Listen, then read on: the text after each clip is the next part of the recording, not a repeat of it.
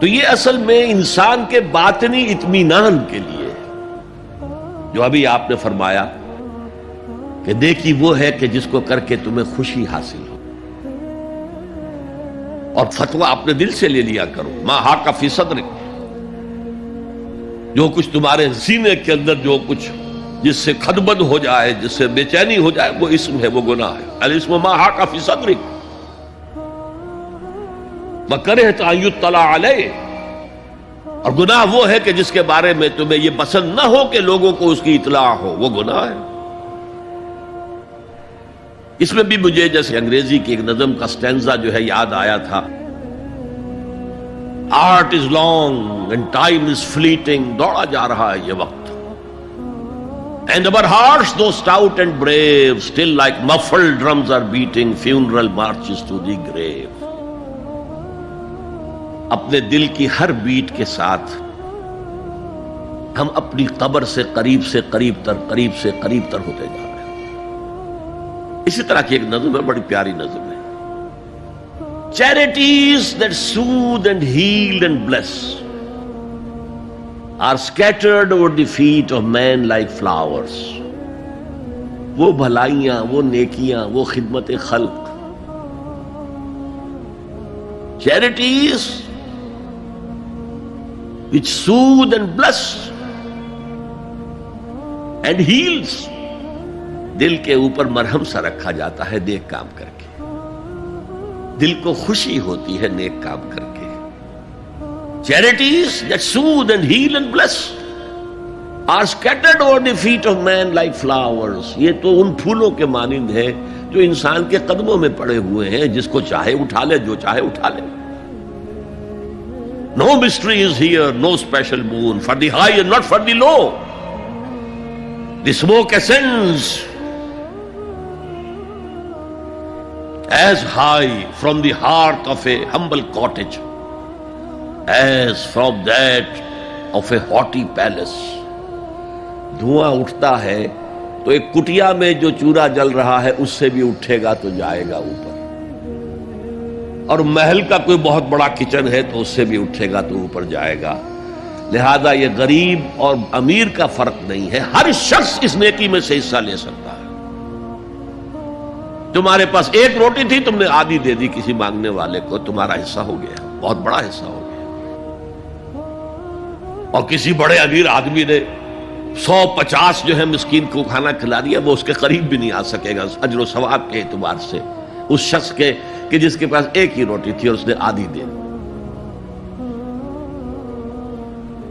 تو بر جو ہے حقیقت میں لیس البر ان تولوا وجوهکم قبل المشرق والمغرب ولکن البر من آمن باللہ والیوم الآخر والملائکۃ والکتاب والنبیین۔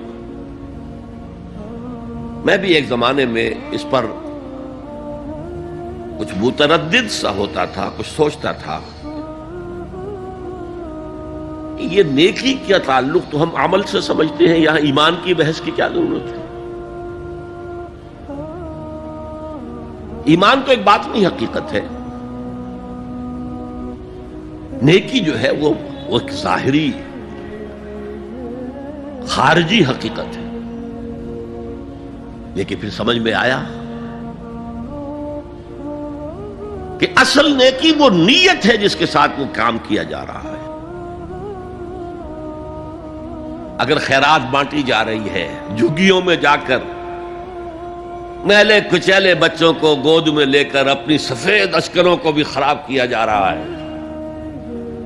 اور معلوم ہے کہ یہ اس لیے کر رہا ہے کہ آئندہ الیکشن میں کھڑا ہونا ہے،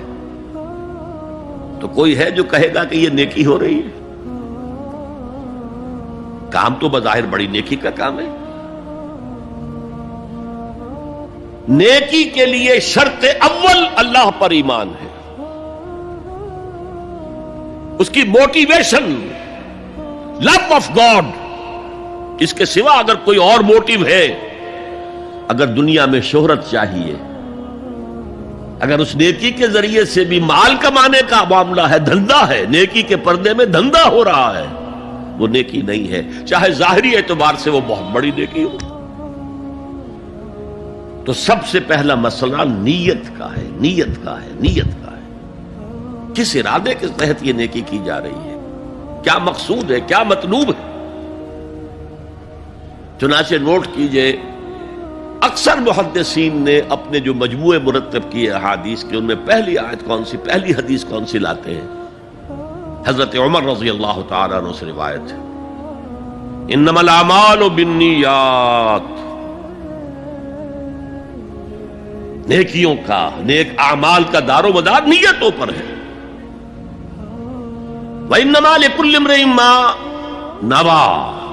ہر شخص کو وہی کچھ ملے گا جس کی اس نے نیت کی ہوگی۔ فمن كانت ہجرته الى اللہ ورسولہ فہجرته الى اللہ ورسولہ، جو کوئی ہجرت کر رہا ہے، مکے میں گھر بار چھوڑ کر جا رہا ہے، اپنے وطن کو ترک کر کے جا رہا ہے مدینے کی طرف، صرف اللہ اور رسول کے لیے، اس کی ہجرت اللہ اور اس کے رسول کے لیے۔ ومن كانت ہجرته للدنیا يصيبها، اور اگر اس شخص کی ہجرت دنیا کے لیے ہے کہ اس کو حاصل کر لے، مثلا میں دیتا ہوں مثال، ایک مسلمان تھا، اس کا کوئی کاروبار تھا، اس کے خریدار مسلمان ہی تھے، وہ جا رہے ہیں، اب کیا کرے گا؟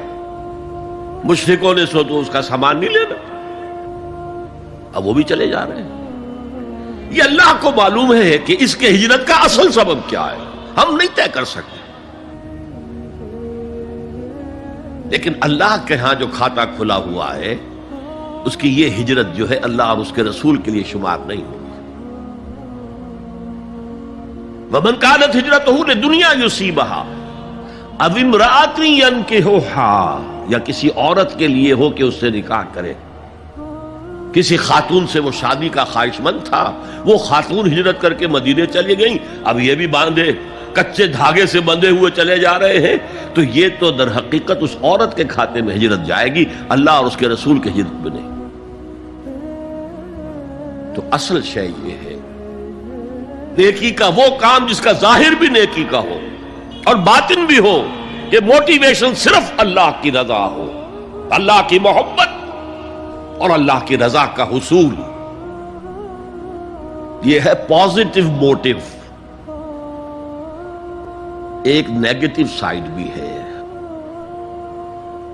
سب لوگ ذہنی اعتبار سے اتنے بلند نہیں ہوتے کہ اللہ کی محبت وہی اصل محرک بن جائے۔ یہی وجہ ہے کہ حضور نے اس کو صلی اللہ علیہ وسلم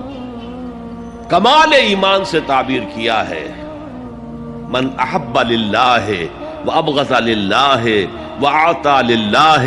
ومنع للہ فقد استکمل الایمان، جس نے کسی سے محبت کی تو اللہ کے لیے کی،